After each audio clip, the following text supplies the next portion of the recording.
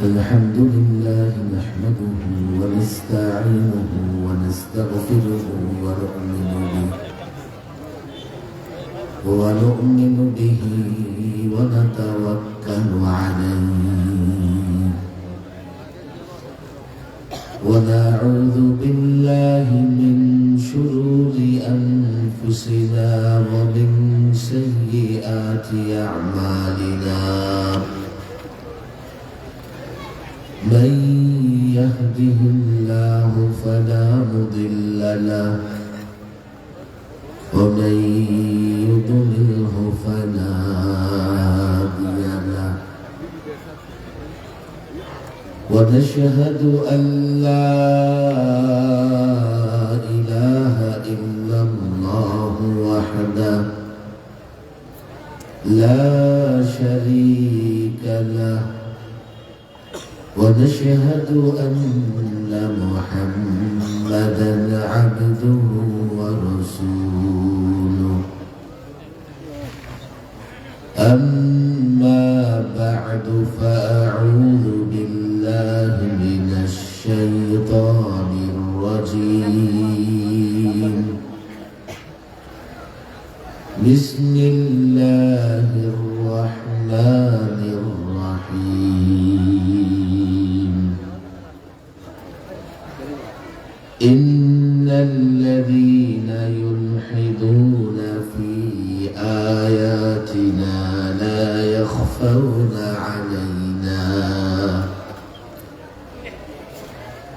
أفمن يلقى في النار خير أم من يأتي آمنا يوم القيامة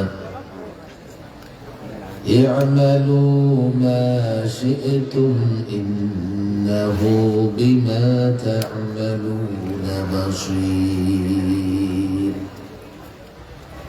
صدق الله مولانا العظيم শায়েস্তাগঞ্জ কুরআন বাজার তাফসীর কমিটির উদ্যোগে আয়োজিত 7 দিন ব্যাপী 81তম পবিত্র তাফসীরুল কোরআন মাহফিলের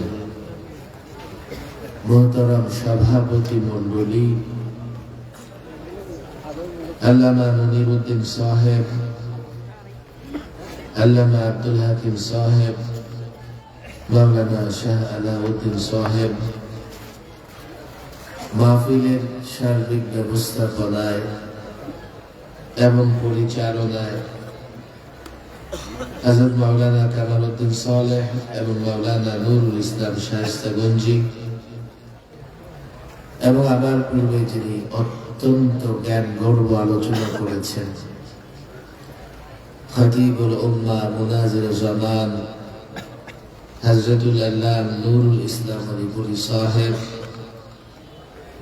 7 দিন ধরেই এই তাফসীরুল কোরআন মাহফিল চলছে। আজকে শেষ দিনের শেষ মুহূর্তে এসে উপস্থিত হয়েছে আমরা, তাতে ওরা অনেক হয়েছে। আমার ছোট্ট অনুরোধ থাকবে, পথে ঘাটে দোকান পাটে যেই যেখানে আছে কোরআনের সম্মানে সকলে প্যান্ডেলের দিকে এসে জমায়েত হয়ে যায়।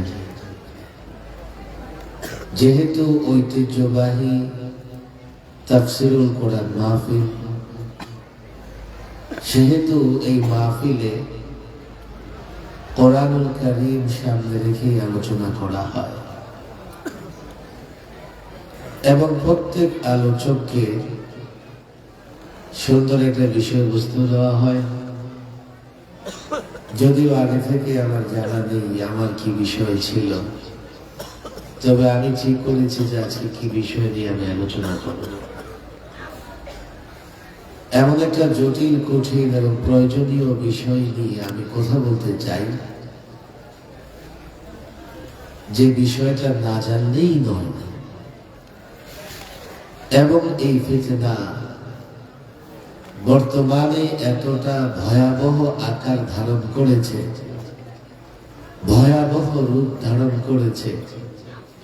আমরা যদি এই ফিতনা সম্পর্কে না জানি এই ফিতনায় আক্রান্ত হয়ে যে কেউ বেঈমান হয়ে যেতে পারে, যে কারো ঈমান নষ্ট হয়ে যেতে পারে।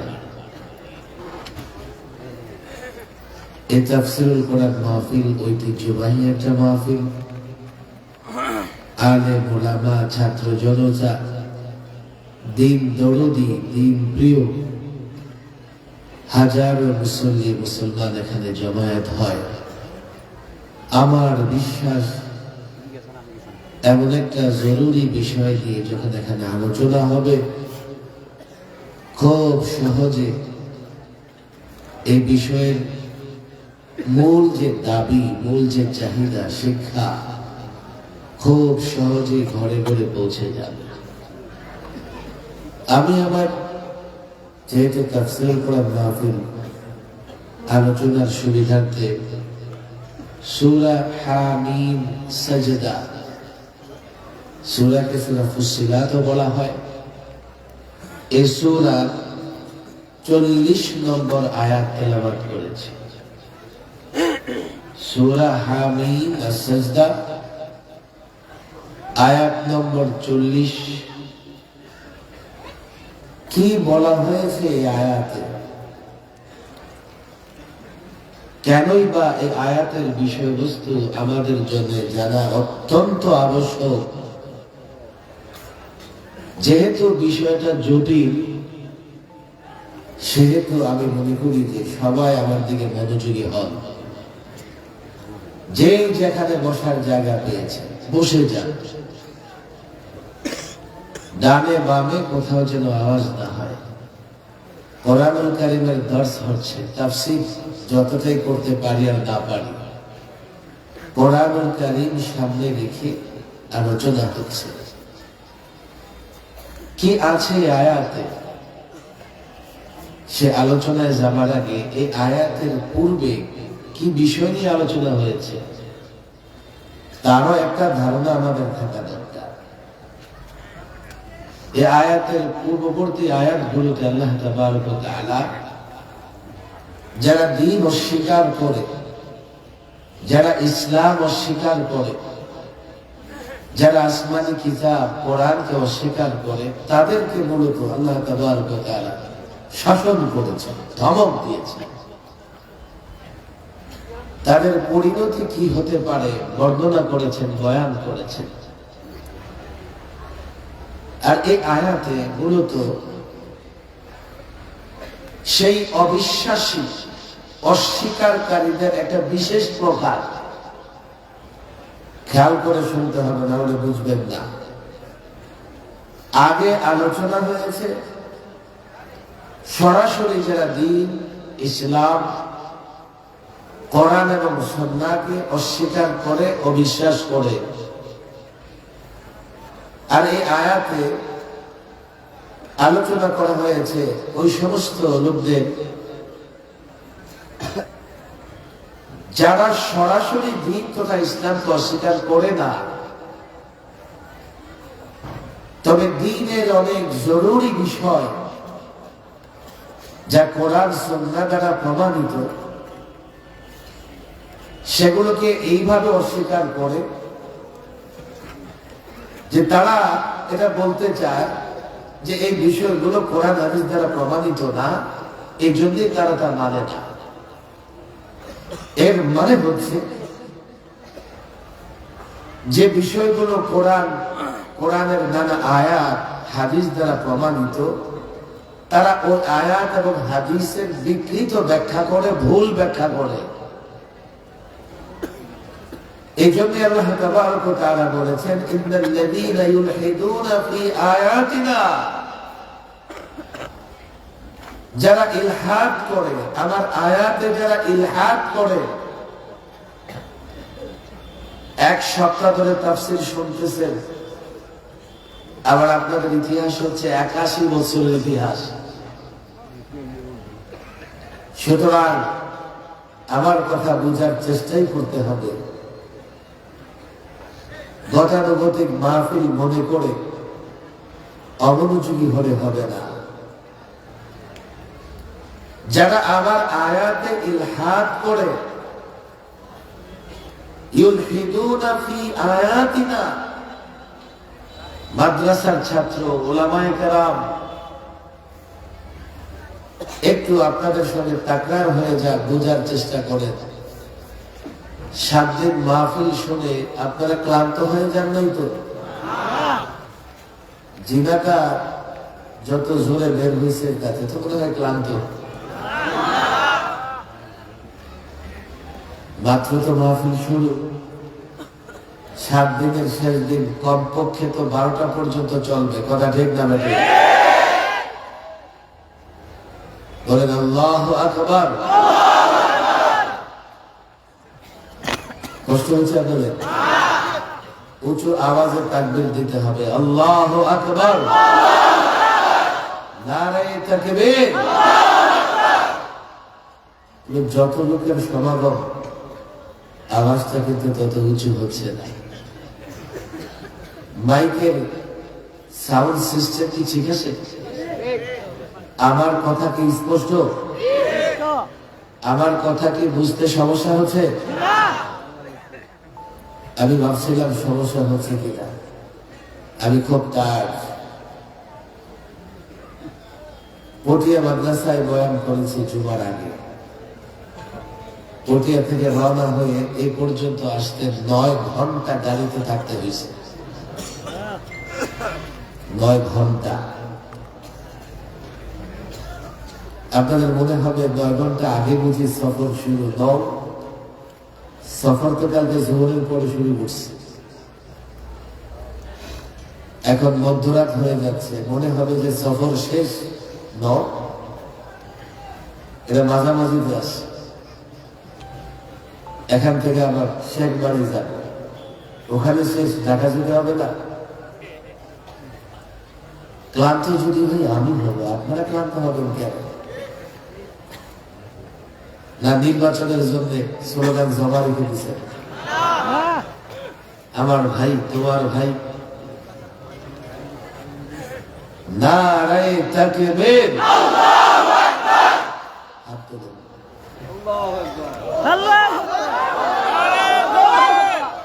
হাত মুষ্টি বাঁধে না, হাত মুষ্টি বাঁধলে শক্তি হয় না।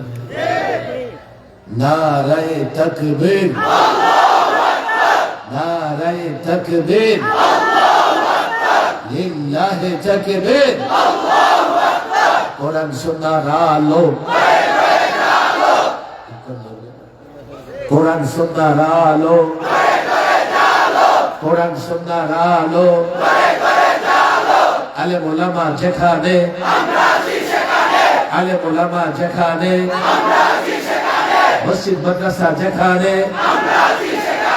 নারায়ে তাকবীর, লিল্লাহি তাকবীর। মাশাআল্লাহ। এখন মনে হইতেছে আপনারা বেঁচে আছেন।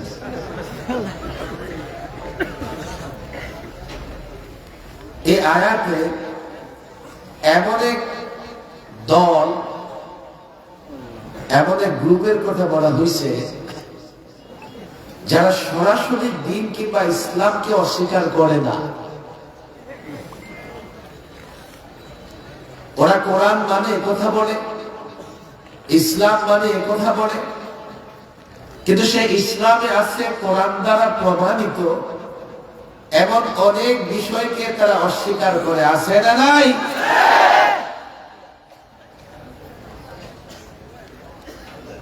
তারা আয়াত, যদি আমরা আয়াত দিয়ে প্রমাণ দেবার চেষ্টা করি তো তারা সে আয়াতকে বিকৃত ভাবে উপস্থাপন করে ব্যাখ্যা করে। আমাদের ব্যাখ্যা, আহলুস সুন্নাহ ওয়াল জামাতের ব্যাখ্যা তারা গ্রহণ করে না। এই কথাই আল্লাহ বলেছেন, ইন্নাল্লাযীনা ইউলহিদুনা ফি আয়াতিনা, যারা আমার আয়াতে ইলহাদ করে। মাদ্রাসার ছাত্র আলেম ওলামাদের বলে যাই, ইলহাদ এটা একটা ফিতনা, ফিতনায়ে ইলহাদ। ইলহাদ শব্দের অর্থ হলো মূল জায়গা থেকে সরে এক পাশে চলে যাওয়া। আল্লাহ তাবারক ওয়া তাআলার আয়াতে ইলহাদ কিভাবে করে? আয়াত থেকে যে উদ্দেশ্য আহলুস সুন্নাহ ওয়াল জামাআহ উলামায়ে কেরাম দিয়েছেন, তারা সেখান থেকে সরে ভিন্ন দিকে এক পাশে চলে যায়। বড় আফসোস, ফিতনায়ে ইলহাদ সম্পর্কে আমরা তো বলি না, আপনারাও বুঝবার চেষ্টা করেন না। বর্তমান সময়ে ফিতনায়ে ইলহাদ এতটা প্রসার লাভ করেছে, যে কোনো দলে, যে কোনো গ্রুপে, যে কোনো গোষ্ঠীর মধ্যে দু চারজন এমন পাওয়া যায়। কথা ঠিক না বেঠিক? নাম বললে আপনারা চিনে ফেলবেন। প্রত্যেক দল থেকে দু চারজন বের হইতেছে। কোরআন কারীমের মৌলিক বিষয় বা উদ্দেশ্য থেকে সরে গিয়ে নিজের অজ্ঞতার কারণে, না বুঝবার কারণে, না জানবার কারণে, কিংবা ষড়যন্ত্রমূলক কেউ আহলুস সুন্নাহ ওয়াল জামাতের যে ব্যাখ্যা, সেই ব্যাখ্যা থেকে সরে বিকৃত ব্যাখ্যা উপস্থাপন করে। কথা ঠিক না বেঠিক? ইলহাদ যে করে তাকে বলে মুলহিদ। মুলহিদের বহুবচন হচ্ছে মুলহিদুন, মুলহিদিন। দুই হালাত আছে। এটা হুজুর এই শব্দ তো নতুন মনে হয়, আপনারা মনে করতে পারেন মুলহিদ মানে আধুনিক প্রজাতির নাস্তিক। আধুনিক প্রজাতির নাস্তিক। নাস্তিক তো যে আল্লাহর অস্তিত্বে বিশ্বাস করে না, আস্তিক যে আল্লাহতে বিশ্বাস করে। কিন্তু এই যুগের আধুনিক নাস্তিক কেমন জানেন? হজও করে, আবার নিজেকে মুসলিমও দাবি করে, নামাজও পড়ে, রোজাও রাখে, কিন্তু কোরআনে কারীমের বিকৃত ব্যাখ্যা বুঝবার কারণে কিংবা বিশ্বাস করবার কারণে তাকে আর আমরা মুসলিম বলতে পারি না। তাকে বলা যায় যে আধুনিক প্রজাতির বা এক ধরনের নাস্তিক। এমন ব্যক্তি বাংলাদেশে আছে না নাই? বা বলতে পারেন জিন্দিক। আমাদের মাদ্রাসা ছাত্রদের জন্য বললাম পরিভাষা। কেন সতর্ক থাকতে হবে?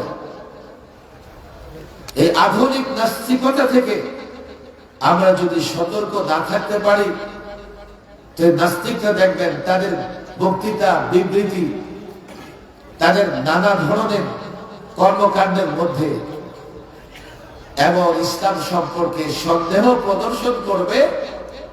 এই প্রজন্মের অনেকে সেই সন্দেহে নিপতিত হয়ে নিজের ঈমানটাকে নষ্ট করে ফেলবে। আমি যদি এক্সাম্পল দিতে থাকি যে আধুনিক নাস্তিক কারা, আধুনিক নাস্তিক কারা এবং কোন দলের কোন ব্যক্তিটা কি ধরনের বক্তৃতা দিয়া আধুনিক নাস্তিকদের দলে অন্তর্ভুক্ত হয়েছে, রাত শেষ হয়ে যাবে। কিন্তু আধুনিক নাস্তিকতার একটা এক্সাম্পল, একটা উদাহরণ আপনাদের সামনে তো দিতেই হবে।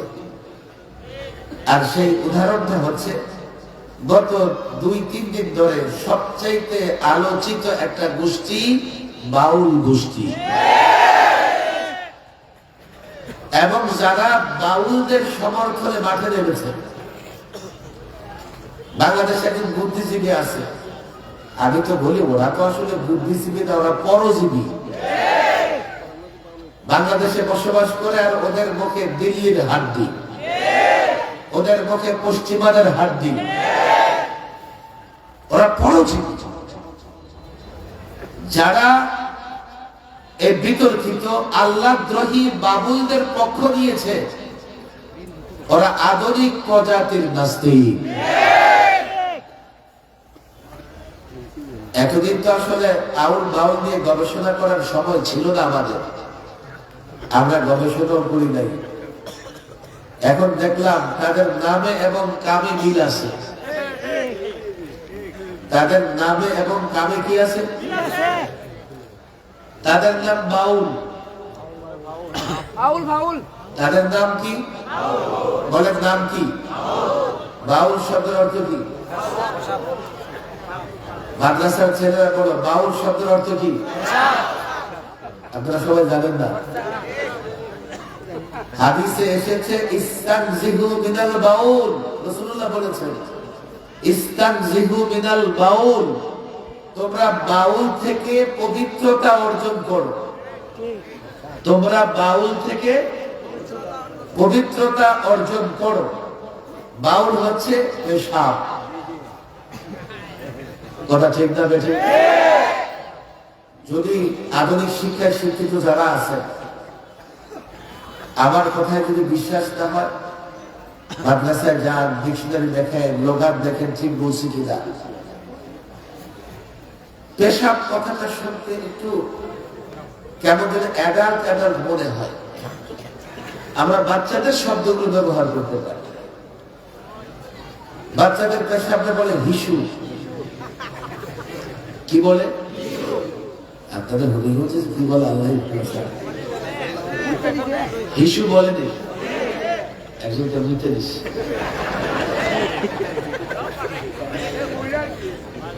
আমরা এই শব্দগুলো একটু কি করতে চাই? ভদ্র করতে চাই, তাই না? হিসু কি বলে? তাদের নামে কামে কেমনে মিল আছে?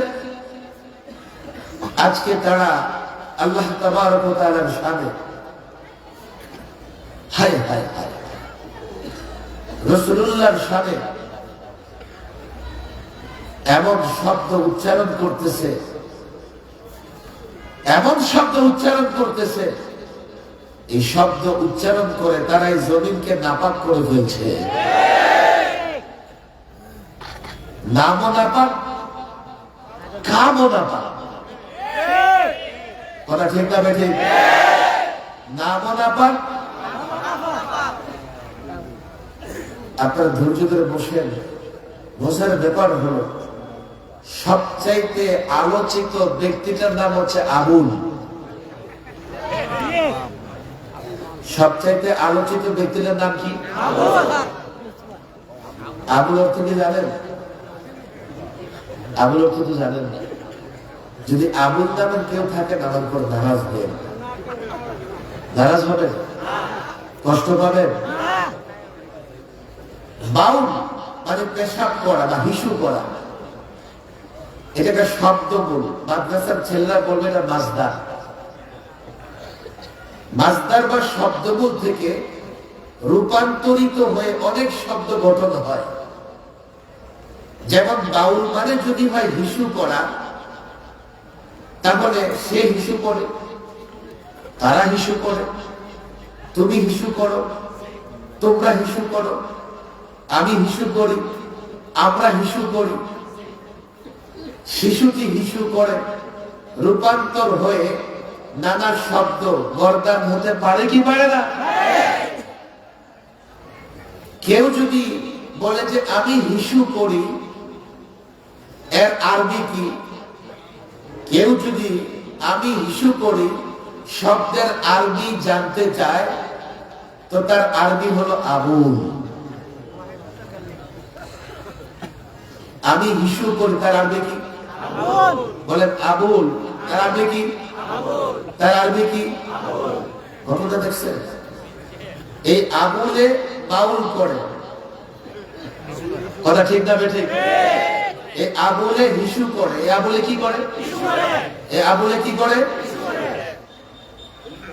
আবুল এবং তার আউল ফাউল দুষ্টি সারা দেশে হিসু করে 56,000 বর্গ মাইল নাপাক করে রেখেছে।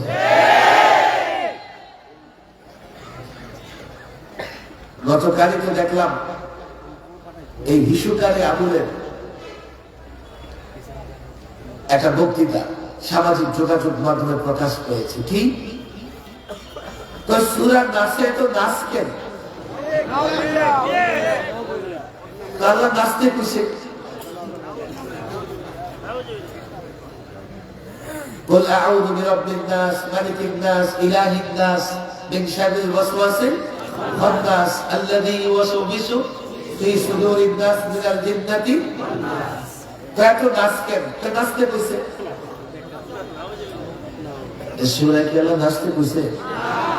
নাচ শব্দের অর্থ কি? বলেন, নাচ শব্দের অর্থ কি? আরো জোরে বলেন, আরো জোরে বলেন। তাইলে এই কোরআনের এই ব্যাখ্যা করে, এইভাবে কোরআনকে উপস্থাপন করে, কোরআনের সঙ্গে ঠাট্টা করেছে, কোরআনকে বিকৃত করেছে, কোরআনকে বিকৃত করে মানুষের সামনে উপস্থাপন করছে। আহা, এই ব্যক্তি এই কাজ, এটা পাক না না পাক? নিজেই বলি, তাদের নামে এবং কামে মিল আছে, কথা ঠিক না বেঠে? আমি উদাহরণ একটু পরেই যেতে চাইছিলাম। একদল আছে সরাসরি ইসলামকে অস্বীকার করে, আরেক দল আছে ইসলামকে তো অস্বীকার করে না, ইসলামকে মানার কথা বলে, কোরআন সুন্নাহ বিশ্বাসের কথা বলে, কিন্তু কোরআন সুন্নাহয় যে আয়াতগুলো তার বুঝে আসে না, যে আয়াতের মর্মার্থ সে বুঝতে ব্যর্থ, কিংবা যে আয়াত তার অবস্থানের বিরুদ্ধে, অর্থাৎ সে কিছু কাজ করে, যে কাজগুলো কোরআনের ওই আয়াত দ্বারা হারাম প্রমাণিত হয়, কোরআনের কোন আয়াত দ্বারা নিষেধ প্রমাণিত হয়, আহলে সুন্নাহ ওয়াল জামাত ওই আয়াতের যে ব্যাখ্যা গ্রহণ করেছে, তখন সে ওই ব্যাখ্যা গ্রহণ না করে নিজের মত মতো, নিজের স্বার্থের পক্ষে ব্যাখ্যা গ্রহণ করে কোরআনের উদ্দেশ্য থেকে দূরে সরে যায়। তো যারা সরাসরি কোরআনকে অস্বীকার করেছে, অস্বীকার করে কাফের হয়ে গেছে, সেও কোরআনের বিকৃত অর্থ মর্মার্থ গ্রহণ করবার কারণে কাফের বেঈমান হয়ে গেছে। আপনাদের কষ্ট হয়ে যাবে, কথা আমি লম্বা করবো না, আমাকে বোঝার চেষ্টা করেন। বলবেন হুজুর নামাজ পড়ে, রোজা রাখে, এটা করে ওটা করে, আপনি তাকে কাফের অবস্থান কেমনে বলেন? আমি চট্টগ্রাম থেকে রওনা হয়ে হবিগঞ্জ পর্যন্ত এসেছি। রাস্তায় যদি 100 ট্রাফিক সিগন্যাল থাকে, আমি 99টা মানলাম, একটা ট্রাফিক সিগন্যাল মানলাম না, পুলিশ সহ উড়াইয়া দিলাম। সামনের পুলিশ ব্যারিকেড দিয়ে আমাকে ধরবে, থানায় নিয়ে যাবে, বলবে এই হুজুর আপনি ট্রাফিক সিগন্যাল অমান্য করেছেন কেন? আমি যদি বলি 99টা মানছি, এক জায়গায় উড়াই দিচ্ছি, সমস্যা কি? ছাড়বে না, ধরবে। খেয়াল করে শোনেন, রাষ্ট্রের 100টা আইন আছে, আপনি 100টা আইন মানলেন, একটা আইনকে মানলেন না, অমান্য করলেন, আপনার বিরুদ্ধে রাষ্ট্রদ্রোহিতার মামলা হবে কি হবে না? সমাজের প্রত্যেকটা অপরাধী শুধু অপরাধী করে না, ভালো কাজও করে। সারাদিন অনেকগুলো ভালো কাজ করে, বিকেল বেলায় হয়তো সে একটা অপরাধ করে ফেলেছে। একজন ব্যক্তি ইসলামের প্রত্যেকটা বিষয় মানে, কিন্তু ইসলামের একটা অকাট্য বিষয়, অকাট্য দলিল দ্বারা প্রমাণিত একটা বিষয়কে যদি সে অস্বীকার করে, বাকি সবগুলো বিষয় মানলেও সে তার ঈমান হেফাজত করতে পারবে।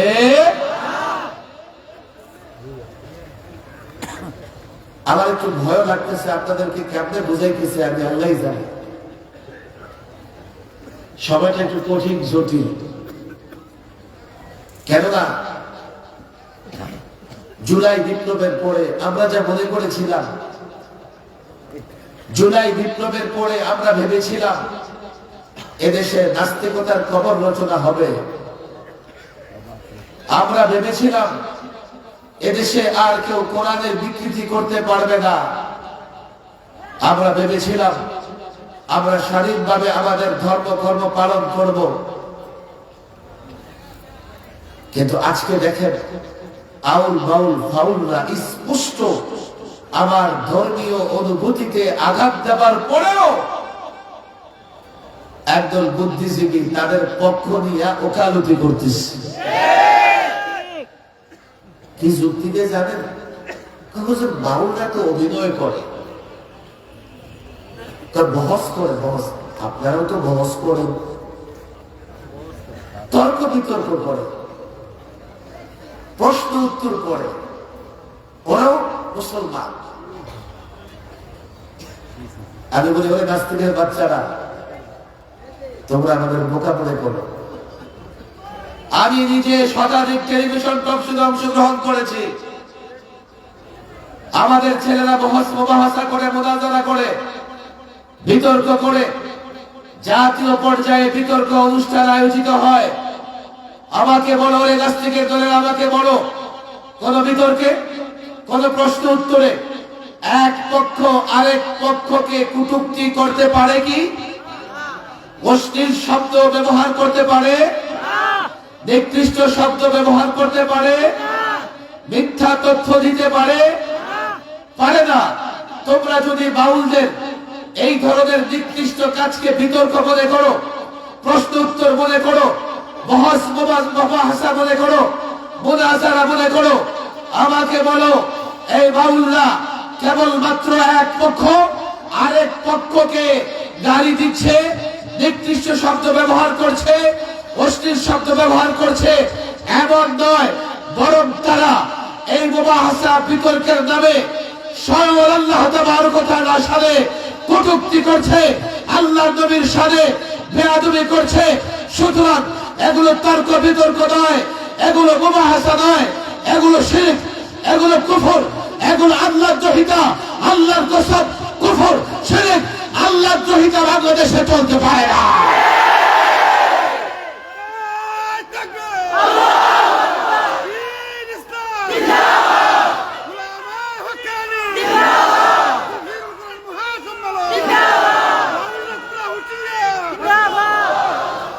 গত দুদিন ধরে নানা জায়গায় জনগণ তাদের প্রতিরোধ করতেছে, প্রতিহত করতেছে।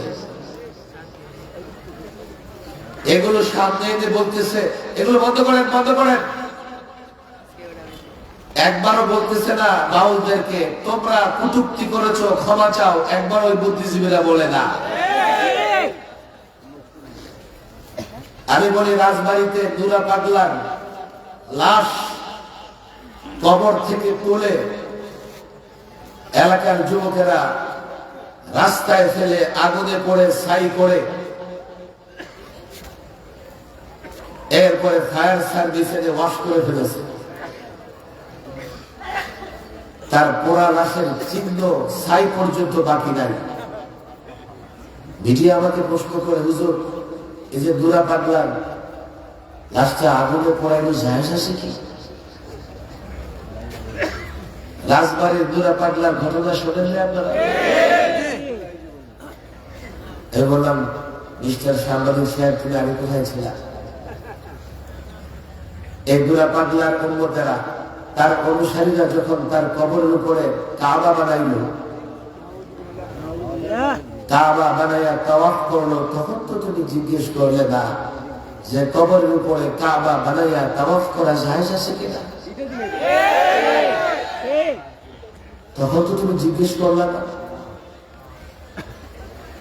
তার অনুসারীরা যখন এই গাঞ্জা করিয়া বাঁধল, দুলা পাগলার কবরের উপরে কাবা বানায়া তাওয়াফ করতেছিল, এলাকার লোকেরা আলেমদের ধরলো, আলেমদের জিজ্ঞেস করলো এগুলো কি হচ্ছে? আমি একজন মুসলমান, আমি এগুলো বরদাস্ত করতে পারবো না। আলেমরা শান্তি প্রিয়, তারা বললো চলো মিছিল করি, মিটিং করি, স্মারকলিপি দেই। তাই করো। উপজেলায় গিয়ে স্মারকলিপি দিল, জেলা পর্যায়ে গিয়ে স্মারকলিপি দিল। প্রশাসন কথা শুনে নাই, উপজেলা অফিসাররা কথা শুনে নাই, আলেমরা মিছিল মিটিং করে ক্ষান্ত হয়ে গেছে। কিন্তু এদেশের যুবক, সাধারণ মুসলমান তার ঈমান কারো কাছে বন্ধক রাখে নাই। কোন আলেম যদি মনে করে যে আমি বললেই মানুষ ঈমানের পক্ষে কথা বলবে, আর আমি চুপ থাকলে মানুষ ঈমানের পক্ষে কথা বলবে না, ভুল।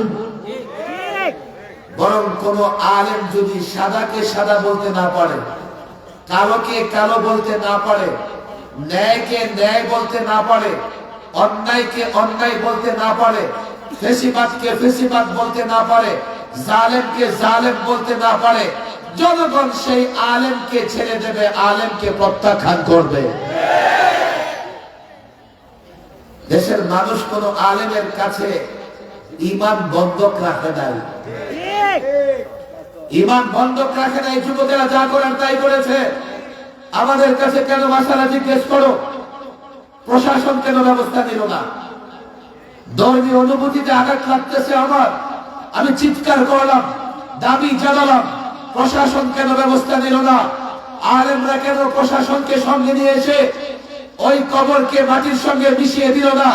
জনগণ যখন দেখেছে, তারা বরদাস্ত করতে পারে নাই, প্রতিবাদ করেছে, মনে করেছে আলেমরা ভূমিকা রাখবে, প্রতিবাদ করেছে, মনে করেছে প্রশাসন ভূমিকা রাখবে। কেউ যখন কথা শোনে নাই, তারা যখন ধর্মীয় অনুভূতিতে আঘাতপ্রাপ্ত হয়েছে, আমার কাছে ফতুয়া জানতে আসে নাই, তারা তাদের মতো করে ব্যবস্থা গ্রহণ করেছে। আমি পরিষ্কার বলে যাচ্ছি প্রশাসনকে, পরিষ্কার বলে দিচ্ছি যুবকদেরকে, রাজনৈতিক নেতাদেরকে, কেউ আমাদের কাছে ঈমান বন্ধক রাখে নাই। আমাদের কথায় উঠবে, আমাদের কথায় বসবে, এমনও নয়। এই আউল বাউল ফাউল পেশাবখোর হিসুখোরের দলেরা যেইভাবে বক্তৃতায়, যেইভাবে বিবৃতিতে ঈমানে আঘাত হানছে, ধর্মীয় অনুভূতিতে আঘাত করতেছে, গ্রেফতার করো, জেলে ভরো, বাউল ধরো, গ্রেফতার করো, জেলে ভরো। না হয় দেশের জনতা তারা যদি প্রতিরোধ করতে নেমে যায়, প্রতিহত করতে নেমে যায়, মাসালা জিজ্ঞেস করবে না, আইন মানবে না, আমরা দায় নিতে পারবো না, দায় নিতে পারবো না। আমাদের ব্যাখ্যাগুলো বোঝার চেষ্টা করো। আমরা শান্তি চাই, কিন্তু অশান্তি তো করতেছে তারা, আল্লাহকে কটূক্তি করতেছে। আর এই বুদ্ধিজীবীরা বলেছে ওরা অভিনয় করে, মুবাহাসা করে, টকশো করে, বিতর্ক করে। আফসোস, দু চার জায়গায় যদি প্রতিরোধ বা প্রতিহত করার ঘটনা ঘটে, এর দায়ও সরকারকে নিতে হবে। জনগণের কেন প্রতিরোধ প্রতিহত করতে হবে? যেই সমস্ত বাউল শিল্পীদের বক্তৃতা, যাদের পালা গান রেকর্ড হয়ে সামাজিক যোগাযোগ মাধ্যমে ছড়িয়ে পড়েছে, আমি ঢাকার প্রশাসনকে বলেছি, এখানকার প্রশাসনের ভাইদের বলে যাচ্ছি, যদি মনে করো সাম্প্রদায়িক সম্প্রীতি টিকে থাকবে, যদি মনে করো জনগণ আইন শৃঙ্খলা মেনে চলবে, তাহলে জনগণের ঈমানের অনুভূতিতে যারা আঘাত করছে তাদেরকে ধরো, জেলে ভরো। জনগণ মাঠে নামবে না, চিৎকারও করবে না। এ হচ্ছে আধুনিক প্রজাতির নাস্তিক। এর পেছনে দুটো কারণ হতে পারে। এক কারণ হতে পারে এই আউল বাউল ফাউল পেশাবখোরের দলেরা, ওরা এখন পশ্চিমা ইহুদি নাসারাদের এজেন্ট, দালাল হিসেবে কাজ করতেছে। এটাকে অস্বীকার করা যায় না। আজকে দেখলাম তাদের বড় ঠাকুর, নাম তার ফরহাদ মাজার, সে বলতেছে দেশে কি হচ্ছে, আমাকে এই রাষ্ট্র ওই রাষ্ট্র থেকে ফোন দিচ্ছে। মিডিয়ার সামনে বক্তৃতায় বলতেছে তাকে নাকি নানান দেশ থেকে ফোন দিয়ে জিজ্ঞেস করতেছে কি হচ্ছে। তুমি বাংলাদেশে, আল্লাহ মাফ করো, তুমি বাংলাদেশে, হবিগঞ্জের ভাষায় তো বলতে পারতেছে, তুমি বাংলাদেশে কোন চেয়ারের মাল? বাংলাদেশের পরিস্থিতির জন্য বিদেশ থেকে তোমাকে কেন ফোন দেয়? আউল বাউল ফাউলদের বিদেশি এজেন্ট বানিয়ে তুমি ব্যবহার করতেছো, আর ওদেরকে বিদেশিরা আমাদের সমাজে ছেড়ে দিয়েছে যাতে ওরা মুসলমানদের ঈমান নষ্ট করতে পারে। এগুলো পশ্চিমাদের এজেন্ট, এগুলো ইহুদিদের দল। তোমাকে কেন বিদেশিরা ফোন দেবে? তুমি একবারও বললে না যে তারা ক্ষমা চান, তাদের ক্ষমা করে দাও, তারা বুঝে নাই। এই আবুলের মতো কুলাঙ্গারের মুক্তি তুমি চাও, অথচ তার বিচার তুমি চাও না। দ্বিতীয় হতে পারে এগুলো এক একটা মূর্খ অজ্ঞ গণ্ড মূর্খ। আমি তো বলি এই বাউল গোষ্ঠীর 14 গোষ্ঠী মূর্খ। আপনি খোঁজ নিয়ে দেখেন, ওদের অধিকাংশ 2-4 ক্লাস পড়াশোনা করেছে, মাদ্রাসায় তো বিলকুল পড়ে নাই, স্কুলে 2-4 ক্লাস পড়াশোনা করেছে। কিন্তু স্টেজে উঠে নিজেরা এক একজন এক এক পণ্ডিত, মনে হয় যে বুখারীর হাফেজ, বুখারী তাদের মুখস্থ, মুসলিম তাদের মুখস্থ, সিয়াসিত্তা মুখস্থ, কোরআনের তাফসীর তাদের মুখস্থ। এইভাবে কথা বলে, কথা ঠিক না বেঠিক? নিজের 2টা আরবি শব্দ সঠিক উচ্চারণ করতে পারে না, অথচ সময়ের সব আলেমদের চ্যালেঞ্জ করে। তাদের বিতর্কের বিষয় কি? শরীয়ত মারিফত। একদল শরীয়তের পক্ষে, আরেকদল মারিফতের পক্ষে, কথা ঠিক না বেঠিক? আরে গন্ড মূর্খ, 2-4 ক্লাস মাদ্রাসায় পড়ো নাই, কোরআন হাদিস বুঝো না, তুমি শরীয়ত মারিফতের কি বুঝো? তুমি শরীয়ত মারিফতের বুঝোটা কি? তাদের বিতর্কের বিষয় হচ্ছে সর্বপ্রথম আল্লাহ কি সৃষ্টি করেছেন। তাদের বিতর্কের বিষয় হচ্ছে আল্লাহর নূর, রাসূলুল্লাহর নূর সাল্লাল্লাহু আলাইহি ওয়াসাল্লাম। এমন বিষয় নিয়ে তারা বিতর্ক করে, অথচ 14 গোষ্ঠী জমা করে পেটে অ্যাটম বোমা মারলেও এইসব বিষয়ের শুদ্ধভাবে 2 লাইন তাদের মুখ দিয়ে বের হবে না। তাদের বড় একটা অংশ গন্ড মূর্খ, আর পেশা বানিয়েছে পালাগানকে, পালাগানকে পেশা বানিয়ে মিথ্যা অসত্য তথ্য দিয়া জাতিকে বিভ্রান্ত করে 2-4 পয়সা কামাবার চেষ্টা করে। হতে পারে মূর্খ, আবার তারা হতে পারে বিদেশিদের এজেন্ট। সামনে আসছে নির্বাচন, বলবেন হুজুর নির্বাচন তাদের সমস্যা কি? সমস্যা হচ্ছে ওরা উস্কানি দিয়া, ওরা যখন আমাদের খোঁচা দিবে আমরা চিৎকার করব, ওরা যখন আমাদের খোঁচা দিবে আমরা চিৎকার করব, তো ওরাই আবার তাদের প্রভুদের কাছে নালিশ করবে যে বাংলাদেশে আমরা নির্যাতিত। ওরাই আবার প্রভুদের কাছে নালিশ করবে আমরা জুলুমের শিকার, আমাদের সাহায্য করেন, আমাদেরকে জার্মানির ভিসা দেন, আমাদেরকে ফ্রান্সের ভিসা দেন, বলে আমেরিকা বাবা আমাদের দেখেন, আমাদের সাহায্য করেন। আমরা পড়েছি মুসিবতে, তারা আমেরিকার সহযোগিতা দিবে, ফ্রান্স জার্মানির সহযোগিতা দিবে। কেউ জার্মানির নাগরিক হবে, কেউ বা ফ্রান্সের নাগরিক হবে, কেননা ওসব দেশে ইসলাম মুসলমানের দুশ্মনরা বসেই আছে, যারা মুসলমানদের ক্ষতি করতে পারে তাদের সহযোগিতা করবে।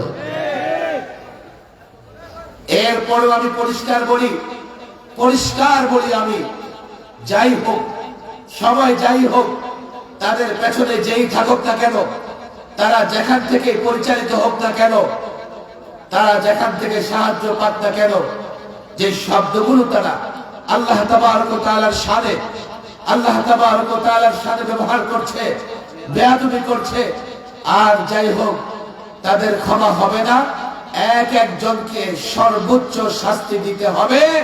সর্বোচ্চ শাস্তি না দিলে, আজকে তো ঢাকা চট্টগ্রামে বিক্ষোভ হয়েছে, এই অপরাধী বাউলদের, আল্লাহদ্রোহী বাউলদের সর্বোচ্চ শাস্তি নিশ্চিত না হলে 56,000 বর্গ মাইলের প্রত্যেকটা ইঞ্চি মাটিতে সমাবেশ হবে, বিক্ষোভ হবে।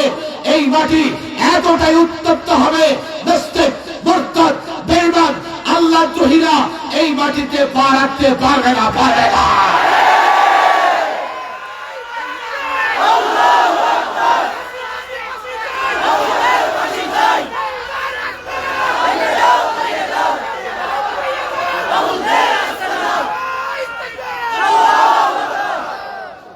আমি মূল আলোচনা বলেছিলাম, দেখেন আমার মূল আলোচনা মনে একবার চেষ্টা করবেন। একদল সরাসরি ইসলামকে অস্বীকার করে,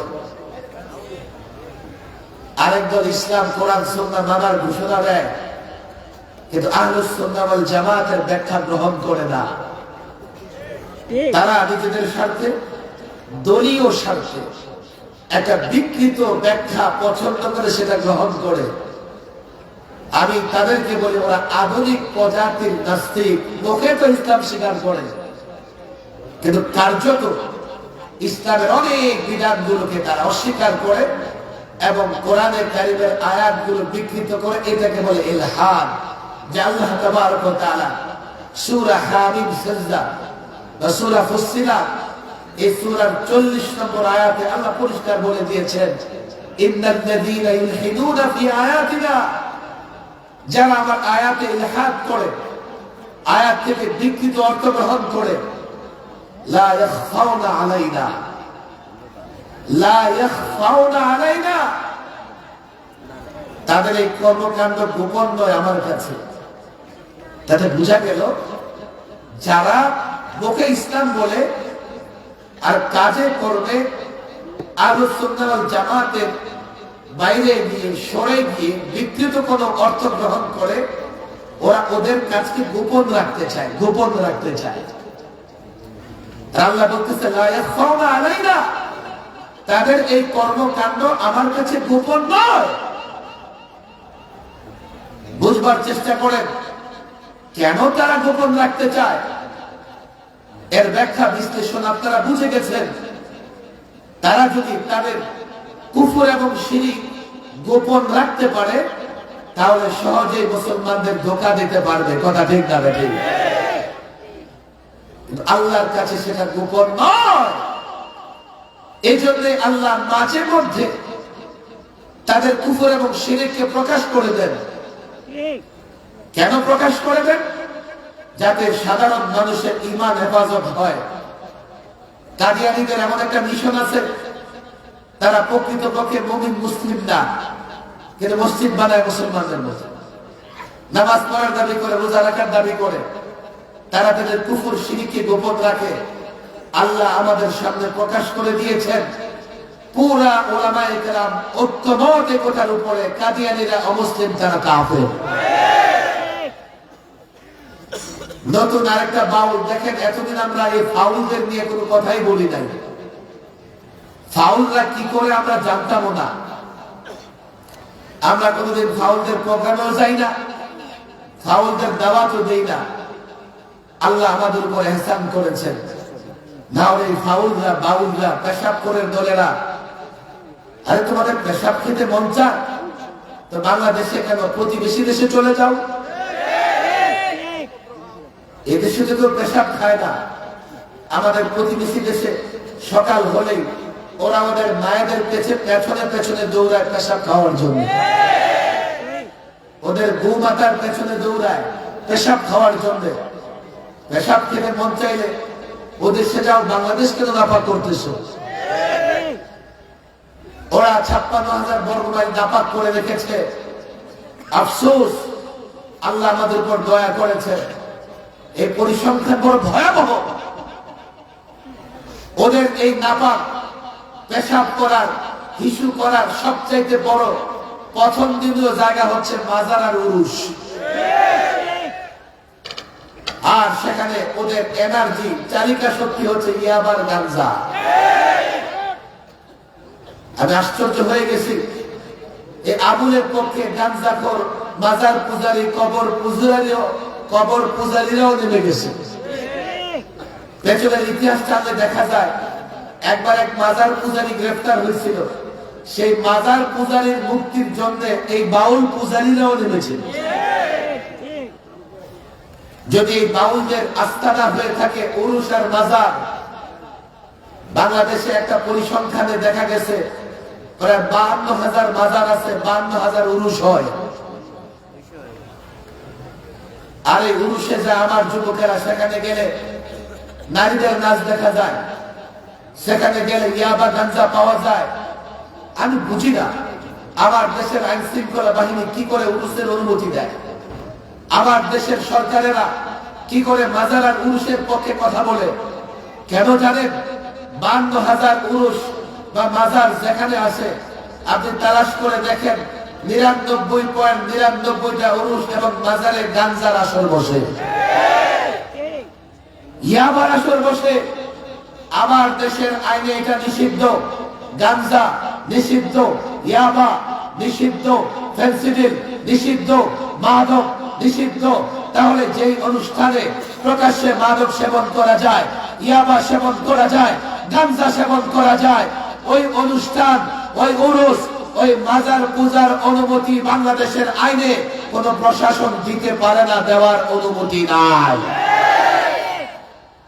আমাদেরকে আইন তোমরা শেখাও, যাও তালাশ করে দেখো, প্রত্যেকটা মাজারে, প্রত্যেকটা উরুসে গাঞ্জার আসর জমে, নারী পুরুষ অবাধ মেলামেশা করে, এগুলো প্রচলিত আইনেও নিষিদ্ধ।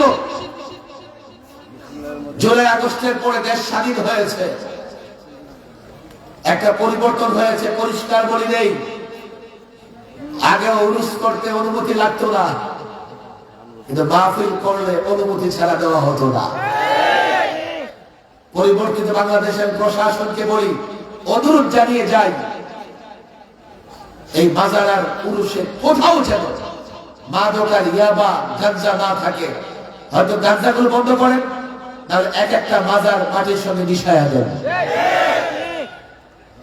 যাতে সেখানে গাঞ্জা ইয়াবা খাওয়া কিংবা বাউলরা হিসু করে নাপাক করতে না পারে। বড় কঠিন বিষয় এটা। যদি মুসলমান হয়ে থাকো, প্রকাশ্যে কোরআন সুন্নাহ মানার ঘোষণা দিচ্ছ, এখন কোরআন সুন্নাহর ব্যাখ্যা আর সুন্নাহ ওয়াল জামাত যেভাবে করেছে, ব্যাখ্যাটা তোমাদের সেভাবেই করতে হবে। যদি না বুঝো, তাহলে আলেমদের শরণাপন্ন হও। লজ্জা কিসের? আমি আলেম বা কোনো আলেম, তার যখন অসুখ হয়, ডাক্তারের কাছে যায় কি যায় না? ডাক্তারের যখন বাড়ি বানানোর প্রয়োজন হয়, ইঞ্জিনিয়ারের কাছে যায় কি যায় না? মামলা মোকদ্দমার প্রয়োজনে উকিল ব্যারিস্টারের কাছে আমরা যাই কি যাই না? এখন কোরআন সুন্নাহর ব্যাখ্যা যদি প্রয়োজন হয়, আলেমদের কাছে যাইতে তোমাদের লজ্জা হয় কেন? আফসোস, আফসোস। বড় চেয়ারে বসলেই তুমি একটা কিছু হয়ে গেল। আমি একটা কিচ্ছা ঘটনা আমার ব্যক্তিগত জীবনে ঘটে যাওয়া। আমি গত 16 বছরে 3 বার সরকারি মেহমান হয়েছি।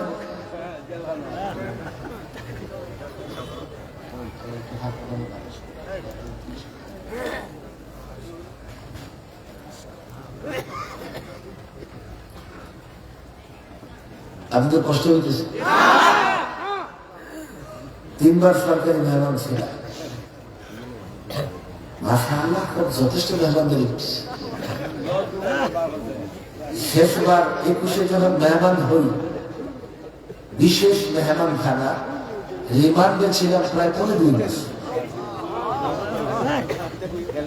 দেখেন, আলেমরা যখন মেহমান খানায় যায়, জেলখানায় যায়, সেটা আর জেলখানা থাকে না, সেটা ইবাদত খানা হয়ে যায়।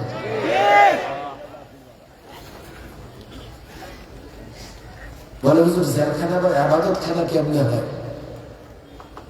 খতিবে বাংলার মাওলানা জুনায়েদ আলী সাহেব আসতেছে। আমি লম্বা বক্তৃতা করবো না, আমার আবার শেখ বাড়ি যাওয়া লাগবে। জেলখানার ভেতরে রাতের 1টা-2টা যখন বাঁচত, আলেমদের এক এক সেল, এগুলো ফাঁসির সেল ছিল।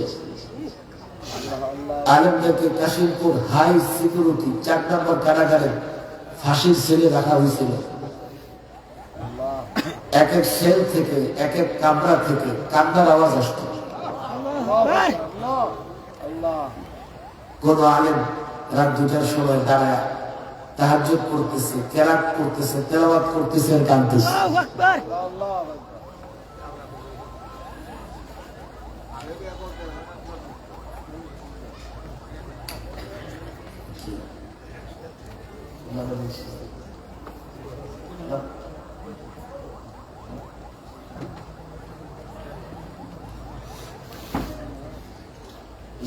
উঠতে পারবে না, নামতে পারবে না। কাউকে উঠতে দিবে না, নামতে দিবে না।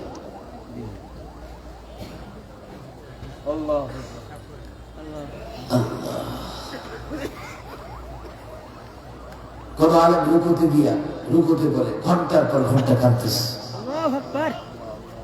সেজদায় পরে কাঁদতেছে। সময় হাতে কম, লম্বা কথা বলবো না। যারা পালাইছে ওরা আল্লাহর গজবে পালাইছে। আলেমদের কষ্ট দিচ্ছে কেন? আলেমরা জেলখানায় গিয়ে কি করছে? এই পরিমাণে চোখের পানি ফেলছে, ওই চোখের পানিতে ভাসতে ভাসতে তোমরা দিল্লিতে গেছো।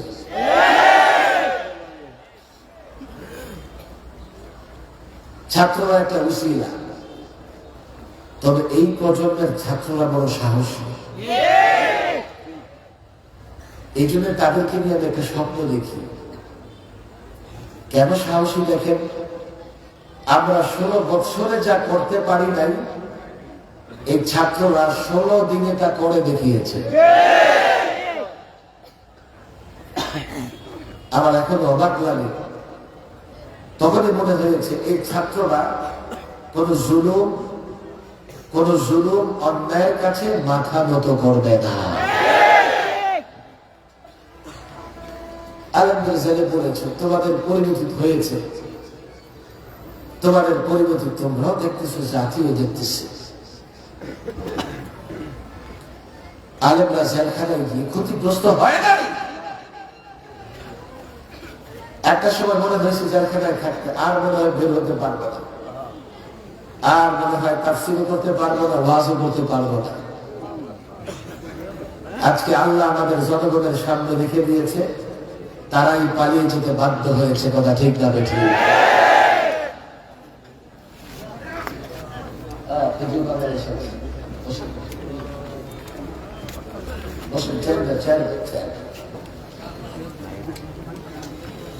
বলতে বলতে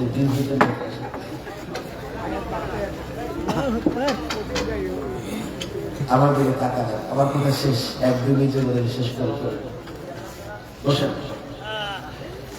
সামনে স্টেজ করবো, এদিকে লোকজন দূরে রাখবে, কথা সামনে থাকলে তো এমনি দেখা যাবে, পিছিয়ে যান তাহলে ঠিক মতো দেখা যাবে। এত ডিস্টার্ব করলে কেন? কি বলতেছিলাম বলেন দেখি?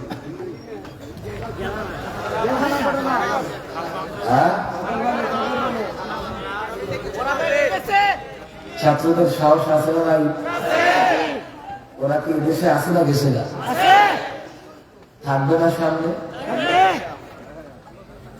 এই সাহসী ছাত্রদের কাছে আমাদের অনেক প্রত্যাশা। ওরা মাত্র ছাত্র, সামনে ওরা দেশ পরিচালনার দায়িত্ব দিবে।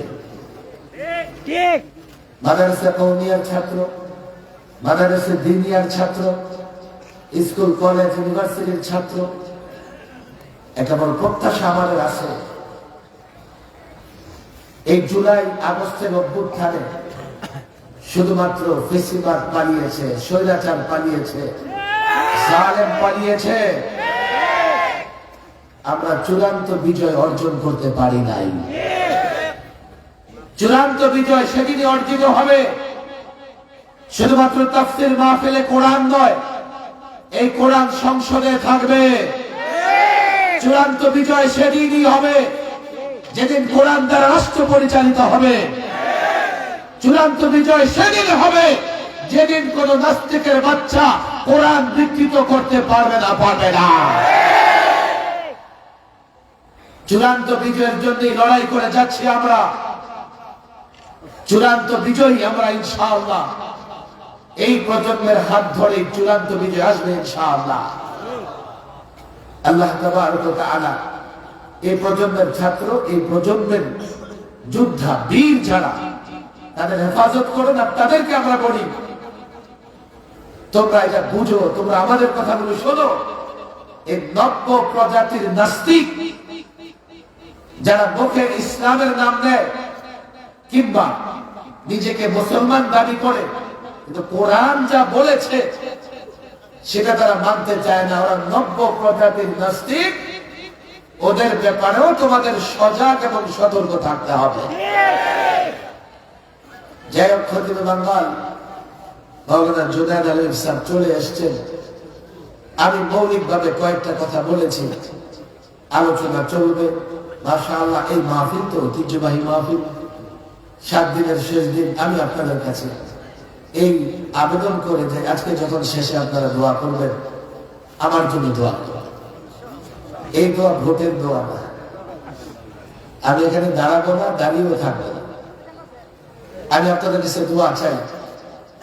এখন একটা বড় কঠিন সময় পার করতে হচ্ছে, আর আমি তো বিশ্বাস করি সিরাতে মুস্তাকিম কিংবা সত্যিকার অর্থে মুমিন থাকতে হলে মৃত্যু পর্যন্ত লড়াই করতে হবে। লড়াইকে পরোয়া করি না, তারপর ভয় লাগে না জানি কোন সময় সিরাতে মুস্তাকিম কিংবা আকাবের আসলাফদের পথ থেকে বিচ্যুত হয়ে যায় কিনা। হযরত হাফিজ হুজুর রাহিমাহুল্লাহ যে সূত্র ধরে কাজ করেছেন, লালবাগ জামিয়ার বাণী আকাবিরদের অন্যতম আল্লামা শামসুল হক ফরিদপুরি যে মানহাজ, যেই পদ্ধতিতে কাজ করেছেন মুফতি দ্বীন মোহাম্মদ খান, মাওলানা হেদায়েতুল্লাহ সাহেব সহ সর্বশেষ আল্লামা মুফতি আমিনুর রাহিমাহুল্লাহ এদেশে কোরআন সুন্নাহ প্রতিষ্ঠার জন্য, দ্বীন প্রতিষ্ঠার জন্য ত্যাগ এবং কুরবানির মন মানসিকতা নিয়ে যেই পদ্ধতিতে কাজ করছেন, আমরা সেই পদ্ধতিতে কাজ করে যাচ্ছি। সেই পদ্ধতিতে যেন কাজ করে যেতে পারি, দেশের মানুষের ঈমান, দেশের মানুষের আমল হেফাজতের জন্য যাতে অবিচল অটল পাহারাদারের ভূমিকা পালন করতে পারি, সেই জন্য দোয়া করবেন তো ইনশাআল্লাহ। আপনাদের কাছে দোয়া আছে। আমি আমার বক্তৃতা শেষ করছি। ওয়া মা তাওফীকি ইল্লা বিল্লাহ ওয়া মা আলাইনা ইল্লা